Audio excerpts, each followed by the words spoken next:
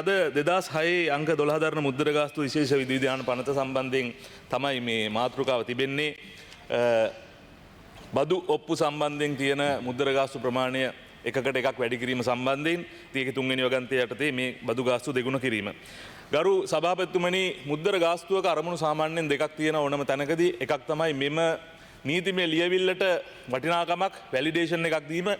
දෙවැනි කාරණය තමයි රජයට මුදල් උත්පාදනය කර ගැනීම. මම දැක්ක ගරු නියෝජ්‍ය ඇමතිතුමා මේ විවාදය ආරම්භ කරමින් පැවසුවේ මේක යාවත්කාලීන කිරීම අවශ්‍යයි, යාවත්කාලීන කිරීමට අවශ්‍යයි, බදු මුදල් ලබා ගන්න නෙමෙයි. නමුත් යාවත්කාලීන කිරීම තමයි අවශ්‍ය කියන එක උලුප්පා දක්වන්නට හැදුවේ. හැබැයි මේ බදු මුද්දර ගාස්තු කියන එක 17 වෙනි සියවසේ ඔය වැනීසියෙත් එහෙමත් නැත්නම් ස්පාඤ්ඤේ මේක අඳුන්ලා දෙන කාලේ ඉඳලම පළවෙනි අරමුණ තිබ්බේ මේක බදු ආදායම ලබා ගැනීම තමයි ගරු ඇමතුමා. ඒක නිසා ඒකත් මම මතක් කරන්නට කැමතියි. යාවත්කාලීන කිරීම කියන වචනයෙන් වහලා බදු ආදායම කියන එක නැති කරන්න හදන්න එපා. මොකද අර කලින් කතා කරපු මන්ත්‍රීවරයෙක් කිව්වා මේ රුපියල් 10 20නේ කරේ කියලා.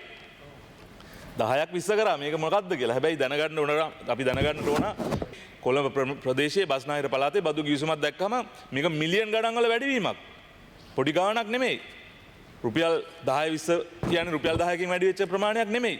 ඒක නිසා බදු ආදායම් ගන්න ඕන. ඒක ගැන කිසි ප්‍රශ්නයක් නැහැ. හැබැයි ඒක අර අයිසින් දාලා තවරලා වහලා දාන්නට හදන්න එපා. එහෙම කරන්නට අවශ්‍යතාවයක් නැහැ කියන එක තමයි මම කියන්නට කැමති. මොකද මේ වගේ බදු ආදායම ඩබල් කිරීමෙන්, දෙගුණ කිරීමෙන් අපිට බයක් තිබෙනවා සාධාරණව.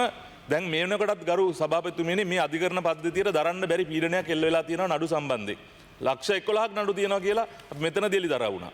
මේ බදු ගිවිසුම් වලින් පිට අනීතික එහෙමත් නැත්නම් නීති අනුකූල නොවන ගිවිසුම් වලට ගිහිල්ලා මේ බදු දරන්න බැරුව ජනතාව නැවතත් නඩු කටයුතු වලට පැටළුනොත් ඒ බරත් පැටවෙන්නේ අපේ අධිකරණ පද්ධතියට කියන එක මම මතක් කරන්නට කැමතියි. ඒ අවදානම මේක ඇතුලේ තියෙනවා කියන එකත් අනිවාර්යෙන්ම කියනවා. ඒ වගේම මම කියන්න කැමතියි අර යාවත්කාලීන කිරීම කියන එක නැවතත් මතු කරන්න.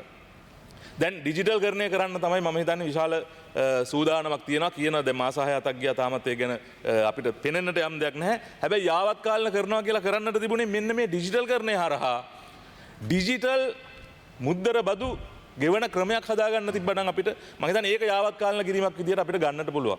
ඇත්තටම ඉන්දියාවේ 2013 ඉඳලා ස්ටෑම්ප් ඩියුටි එහෙමත් නැත්නම් ඩිජිටල් ස්ටෑම්ප් ඩියුටි ගෙවන ක්‍රමය ඉතාමත්ම සාර්ථකව ක්‍රියාත්මක වෙනවා මේ වෙන විට. ඒක යාවත්කාලීන කරා වුන් 2013 ඒ රෙගියුලේෂන් එකක් ගෙනල්ලා. ඇත්තටම ඉන්දුනීසියාව වගේ බැලුවොත් 2021 තිබිච්ච 1986 තිබිච්ච නීතිය වෙනස් කරලා ඩිජිටල් ස්ටෑම්ප් ඩියුටි ගෙවන ක්‍රමයක් ගෙනල්ලා යාවත්කාලීන කරා. දැන් මෙහෙ යාවත්කාලීන කරනවා කියලා කරලා තියෙන්නේ 10 තිබිච්ච එක රුපියල් 20 කරපු එක. ඒක පුදුම යාවත්කාලීන කිරීමක්. එහෙම යාවත්කාලීන කිරීමේ අවශ්‍යතාවය තියෙනවා නම් ඇත්තටම මේ ක්‍රමවේදය හදන්න කියලා මම ඉල්ලා සිටිනවා. මේ අපේ නීතිඥවරු දන්නවා මේක. බදු ඔප්පුවකට ගරු සභාපතිතුමියනි මුද්දර ගහන්න ගියාම මුද්දර ගන්න ඕන. මුද්දර තියෙන්නේ 10 ඒවා. එතකොට රුපියල් 50000ක් ගහන්න ගියොත් 10 50ක් ගහන්න ඕන. මම මේ තව ක්‍රමයක් තියෙනවා ඒකත් කියන්නම්. එතකොට ඒවල දිනේ ලියන්න ඕන, ඔප්පුවේ නම් අංකේ ලියන්න ඕන, අත්සන් කරන්න ඕන, සමහරවිට හිල් කරන්න ඕන. ඊළඟට මේ ඔක්කොම කරලා ඒකේ ෆොටෝකෝපියකුත් ගහලා අමුණන්න ඕන ලියාපදිංචිය ඉදිරිපත් කරද්දී. තව ක්‍රමයක් තියෙනවා. එහෙම නැත්නම් ලංකා බැංකුවට ගිහිල්ලා මේක ගෙවන්න ඕනේ නේද? තුෂාරි මන්ත්‍රීතුමිය දන්නවනේ. ලංකා බැංකුවට මේක ගෙවලා කරන්නත් පුළුවන්. අපි ලංකා බැංකුවේ පුදුම මහන්සියක් වෙනවා ගරු සභාපතිතුමිය. මේක ගෙවන්න තියෙන ස්ලිප් එකවත් අපිට ලංකා බැංකුවේ සමහරවල් ගන්න බෑ. ඇත්තටම කියනවා එක බැංකු දෙකකට විතර යන්න ඕන ස්ලිප් ටික හොයන්න නීතිඥවරයෙක්. එතකොට ස්ලිප් ටිකක් අපිට මේ වගේ පොතක් අපිට ගෙදරට ගෙනියන්න දෙන්නේ නැහැ ඒ ස්ලිප්ස්. එතකොට ඒකෙත් ෆොටෝකෝපි ගන්න ඕන. ආයි ලියාපදිංචි ඉදිරිපත් කරන්න ඕන. සමහර දවස් වලට ගියාම මේ කොලේ නැහැ ගන්න. ඉතින් ඒක නිසා මේක ඉතාමත්ම පහසුයි. මේ ඉන්දියාවේ මම මේ දැකපු එකක් තියෙනවා යශේෂ් ෂා මේ මැතිතුමා ලියලා තියෙනවා ඉතාමත්ම හොඳ ලිපියක්.